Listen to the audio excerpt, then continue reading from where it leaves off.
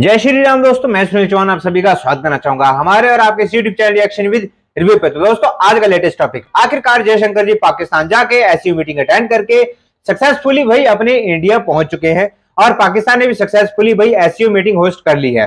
लेकिन जयशंकर जी ने उन कुत्तों के मुंह पर एक जोरदार तमाचा मारा है जो इस एससीओ मीटिंग से पहले अपनी गंदगी, अपने मुंह की गंदगी खुद ही बाहर निकाल रहे थे। अपने देश की गंदगी जो है ना, वो खुद ही अपने मुंह से बाहर निकाल रहे थे। जी हाँ, एससीओ सबमिट होने के बाद दोस्तों जयशंकर जी ने इंडिया पहुंचते ही एक स्पेशली ट्वीट किया जिसमें उन्होंने पाकिस्तान को थैंक्स कहा, उसके अलावा कुछ भी नहीं। और हाँ, अगर पाकिस्तान अपनी आतंकी गतिविधियों को सुधारे तो आगे भी हिंदुस्तान के साथ कुछ चांसेस उनके बन सकते हैं।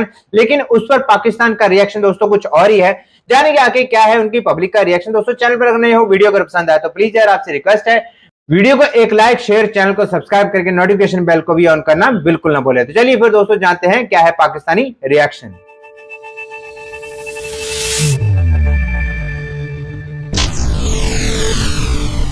ये तारीख का बड़ा दिन हो या ना हो शायद, लेकिन मेरे ख्याल में उन हज़ारों लाखों लोग जो खारदार तारों के आर पार रहते हैं, अपने प्यारों से मिल नहीं सकते, देख नहीं सकते, उनको भी ये शुक्रिया अदा करने का मौका मिले तो ही कोई तारीखी दिन यहाँ पर बन सकता है। तो सर, मेरा ख्याल है उस दिन का आगाज़ शुरू हो गया है ना।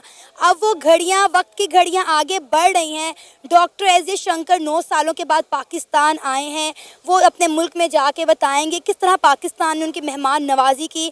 अच्छा, इंडिया के प्राइम मिनिस्टर नरेंद्र मोदी से मुलाकात करेंगे तो उम्मीद है ये जो बॉर्डर की दूरियां हैं, जो बॉर्डर पे रंजिशें हैं, वो ख़त्म होने का वक्त शायद करीबी है।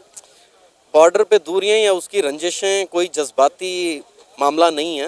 एक पूरी की पूरी वार इंडस्ट्री है, एक हिजान है। वहाँ पर भी हालात इतने अच्छे नहीं हैं, यहाँ पर भी कोई हालात इतने अच्छे नहीं हैं। हमको सिखा रिया है। वहाँ पर भी हज़ारों लाखों लोग जो हैं वो गुर्बत की लकीर से नीचे हैं, यहाँ पर भी हज़ारों लाखों लोग गुर्बत की लकीर से नीचे हैं।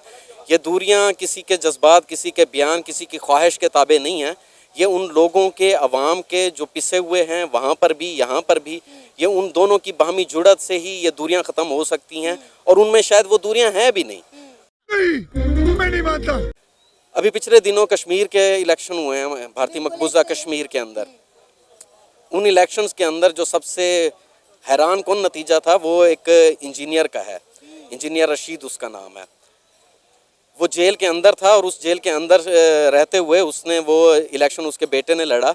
और किस अंदाज से वो इलेक्शन को रिग करने की वहाँ पर कोशिश की गई, वहाँ पर जो यहाँ पर जिस तरह में नज़र आता है उससे कोई मुख्तलिफ सूरत हाल नहीं है। इसलिए मैं समझता हूँ कि ये जितने हुक्मरानों के आपस में जुड़तें हैं वो तो होती हैं। वो यहाँ ना मिलते, वो कल को शिंगाई में मिल रहे हैं, परसों वो कलकत्ता में मिल रहे हैं, मिलते रहते हैं। ये तो रहने दो फिर।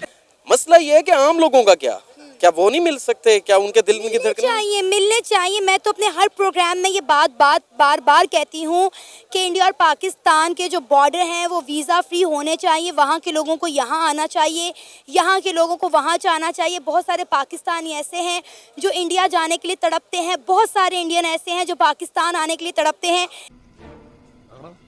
इंडिया पाकिस्तानियों को वीज़ा नहीं दे रहा। बहुत सारे पाकिस्तानी ऐसे हैं जो हर साल अपने प्यारों का इलाज करवाने भारत जाते थे, हार्ट ट्रांसप्लांट करवाने जाते थे। मेरे पास ऐसे बहुत लोग आते हैं जो कहते हैं कि हमें किसी तरह बात करके पाकिस्तान की गवर्नमेंट से इंडिया जाने की इजाज़त दिलवा दी जाए, हमें इंडिया का वीज़ा दिलवा दिया जाए क्योंकि मेरी बेटी का हार्ट ट्रांसप्लांट होना है। तो हम तो चाहते हैं कि बॉर्डर की दूरियाँ ख़त्म होनी चाहिए, रंजिशें ख़त्म होनी चाहिए। हम लोगों ने हज़ारों साल एक साथ गुजारे हैं ना। बिल्कुल आपकी बात दुरुस्त है कि ये होना चाहिए। मैंने जिस तरह पहले कहा, ये मतलब किसकी ख्वाहिश नहीं होगी कि ऐसा ना हो। रहा नहीं जाता। सवाल उधर का उधर खड़ा हुआ है कि वो हज़ारों लाखों लोग इलाज के लिए इंडिया जाते हैं। पहली बात है, पाकिस्तान में इलाज क्यों नहीं है? सबसे बड़ा सवाल ये है। यहाँ पर भी बड़ा माल है, इलाज एक बहुत बड़ी सन्नत है। इंडिया में भी बहुत बड़ी सन्नत है। दूसरा सवाल जो इम्पोर्टेंट है कि इस टाइम जो रुज्जत जो भारत के अंदर इक़्तिदार में है, जिसका नाम हिंदुत्व है, जब आपकी सारी इलेक्शन कैंपेन मुसलमान दुश्मनी के ऊपर हो, पाकिस्तान दुश्मनी के ऊपर हो, तो आप बॉर्डर खोलना आसान नहीं होता आपके लिए। अरे कहना क्या चाहते हो? आपकी पूरी की पूरी उस पर खड़ी होती है। यही हालत इधर की है। भारत मुखालिफ हम हमेशा नारे सुनते हैं। ये मतलब खुश आइंद है इनका, चलो कह सकते हैं हम कि मिलते हैं। लेकिन सवाल यह है कि अगर ये मिलते हैं अगर ये बातें करते हैं, अगर पैसों वालों का आपस में इतने अच्छे ताल्लुकात हो सकते हैं, तो ये फिर ड्रामा किस लिए रचाया जाता है कि इंडिया हमारा दुश्मन है, वो कहें पाकिस्तान हमारा दुश्मन है, और एक दूसरे के अंदर मुदाखलत आप किसी न किसी तरह से जारी रखें। ये पूरी के पूरे जो मैं पहले जिक्र कर चुका हूँ, वो जो इकॉनमी है, वो जो मईशत है जिसके ऊपर खड़े हुए हैं पाकिस्तान, इनके लिए तो ज़रूरी है। IMF के चंगुल में इन्होंने डाल दिया है, वो ये गवर्नमेंट नहीं, मैं सिर्फ गवर्नमेंट के हवाले से बात नहीं करना चाहता, क्योंकि यहाँ पर कोई भी गवर्नमेंट हो वो उसी तरह से अवाम को बांध कर IMF के आगे फेंकती है। यही हालत हमें इंडिया के अंदर नज़र आती है। वहाँ पर आप अडानी ग्रुप का देखो, करोड़ों हज़ारों करोड़ों के इनके अंबानी हों, अडानी हों या जो मर्जी हों, वो कर्जे लेकर वो गायब हो जाते हैं और आम किसान पिसते रहते हैं। इतनी बड़ी तहरीकें देखी हैं हमने, किसान बैठे रहे, दिल्ली बंद किया उन्होंने। यहाँ पर आप देखें कि रोज़ाना एक रोटी लेने तक की सकत जो है वो आम आदमी से मिटती जा रही है। कौन है ये लोग? पाकिस्तान ऑनेस्ट है। अगर इंडिया को ये चाहिए कि ये चीज़ें जो अगर हो रही हैं तो हमें पता है कि हमारे हमसाया मुल्क से हो रही है सब कुछ। अगर उसको चाहिए कि वो किस चीज़ को कंट्रोल करे, अगर हमारे साथ मोहब्बत से चलना है, मिल के चलना है, तजारती सतह पर चलना है या खारजा पॉलिसी के ऊपर चलना है, तो हमें ये सबसे पहले अपने आप को सीधा करना पड़ेगा। खासकर ये हमसाया ममालिक को इस्तेमाल करके और दूसरे हमारे मुल्क को डिलेवल करना, ये सबसे पहले अपनी पॉलिसी को सीधा करें अपनी। बस हवा निकल गई। आपको क्या श्योरिटी है कि सब इंडिया ही करवा रहा है? आप भी देखें, अफगानिस्तान में सरमायाकारी किसने की? हमने तो नहीं की, पाकिस्तान ने तो नहीं की, इंडिया ने की हुई है। इंडिया ने अभी बजट दिया उसको, क्यों दिया इसको? वो वहाँ और इंडिया अफगानिस्तान यहाँ, वो मुसलमान ममालिक, वो हिंदू ममालिक, वो क्यों अफगानिस्तान? ईरान को भी सपोर्ट कर रहे हैं, श्रीलंका को भी कर रहे हैं, बांग्लादेश को भी कर रहे हैं, सऊदी अरेबिया इंडिया में इन्वेस्ट कर रहा है, UAE के अंदर मंदिर बन रहा है। देखें, सपोर्ट करना एक अलग मामला होता है और बजट और उसके साथ उनकी पॉलिसी के अंदर अपना रसूख इस्तेमाल करना वो एक अलग मामला होता है। अब सबसे ज़्यादा रसूख इस्तेमाल जो हो रहा है वो इंडिया अफगानिस्तान में कर रहा है बैठ के, समझ रहे हो? वहाँ से जो पाकिस्तान को टॉर्चर करने की कोशिश करता है वो हमें सबको पता है। इसका हम भरपूर जवाब भी देते हैं। हम बड़ा मौल भी ये कहते हैं कि ये इंडिया करवा रहा है, इंडिया करवा रहा है और इंडिया ही करवा रहा है, ये सब कुछ इंडिया करवा रहा है। सर अब देखें ना, ये मौका नहीं है ये बातें करने का। 27 साल के बाद पाकिस्तान इतना इम्पोर्टेंट इवेंट होस्ट किया है, 9 साल के बाद इंडिया के फॉरेन अफेयर मिनिस्टर और 13 साल बाद चाइना के प्राइम मिनिस्टर पाकिस्तान आए हैं। हमने उनको वेलकम किया, दिल से वेलकम किया और उनकी बहुत सर क्या वेलकम किया? प्राइम मिनिस्टर साहब उनको वेलकम करने ही नहीं गए। गजब बेइज्जती है।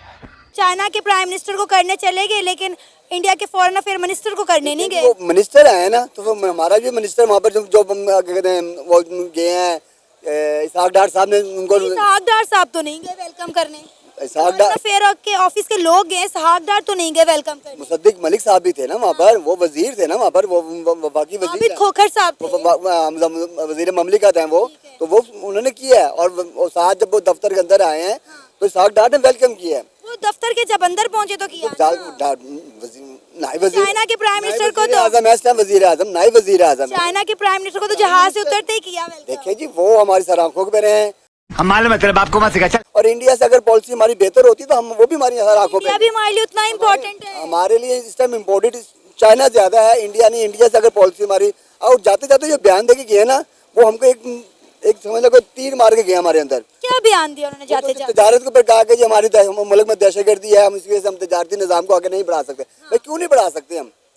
जब आप दहशतगर्दी भी आप करवा रहे हो और हमारे पे इल्ज़ाम भी लगा रहे हो, जाते जाते हम पे इल्ज़ाम भी लगा रहे हो कि जी आप अगर मुल्क में दहशतगर्दी खत्म करते हैं तो हम आगे चलने के लिए सोचते हैं आपके लिए। एक कुत्ते की पूंछ को दोस्तों सही कहा था किसी ने, कुत्ते की पूंछ को जब आप 12 साल तक नाली में रखोगे तो भी वो सीधी नहीं होने वाली। वैसे ही कुछ पाकिस्तान की पब्लिक और इनके रिएक्शंस हैं। ठीक है दोस्तों, तो इसमें मेरा तो पर्सनली मानना यही है कि अगर पाकिस्तान के इसी तरह के हालात चलते रहे तो आने वाले कभी जो जितने भी टीवी हिस्टोरिकल चैनल्स है ना, उस पर एक न्यूज जरूर दिखाई जाएगी और वो न्यूज होगी दोस्तों, once upon a time there was a Pakistan, क्योंकि तब तक वो दोस्तों नक्शे से ही मिट चुका होगा। ऐसे कुछ इनके हालात है दोस्तों, और ये ऐसा कुछ इनका था रिएक्शन। तो फिलहाल आपका इस पे दोस्तों पर्सनल क्या रिएक्शन है, प्लीज यार कमेंट बॉक्स में कमेंट करके जरूर बताएं। मिलते हैं फिर आपसे किसी और वीडियो में, तब तक के लिए जय हिंद जय भारत।